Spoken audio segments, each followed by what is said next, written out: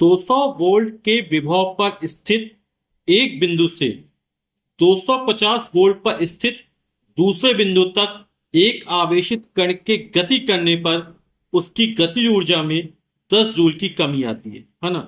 तो यहां पहले बिंदु पर विभव V1 मान लिया, ये 200 वोल्ट दिया गया है,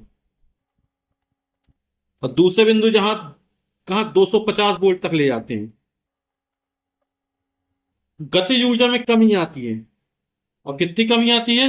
10 जूल की कमी आती है। तो उस कण पर आवेश ज्ञात कीजिए, क्यू का मान हमको ज्ञात करना है।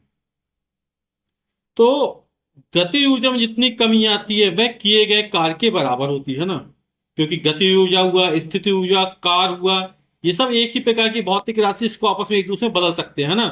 गति ऊर्जा का मात्रक भी जूल होता है, कार्य का मात्रक भी जूल होता है ना। तो गति ऊर्जा में जितनी कमी है उतना किया गया कार्य है, यानी कृत कार्य हो जाएगा ये। और कृत कार्य को से लिखते हैं W से लिखते हैं। ठीक। तो विभवांतर की परिभाषा क्या कहती है कि एकांक धन परीक्षण आवेश को वैद्युत क्षेत्र में एक बिंदु से दूसरे बिंदु तक ले जाने में किया गया कार्य को इन बिंदुओं के बीच विभवांतर कहते हैं, है ना।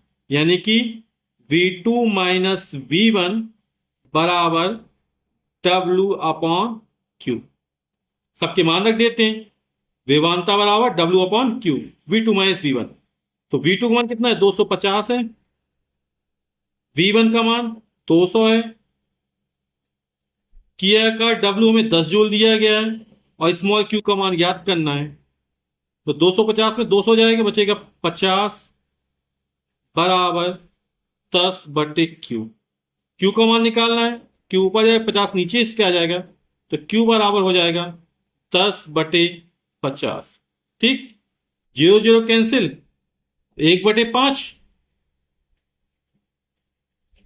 5 का 1 में भाग कर नहीं जाएगा, 0 लगाया, 0 आ गया, फिर दशमलव लगाया, 0 बढ़ा दिया, 5 दूनी 10, 0.2, और आवेश का मात्रक कूलम। यही हमारा उत्तर हो जाएगा।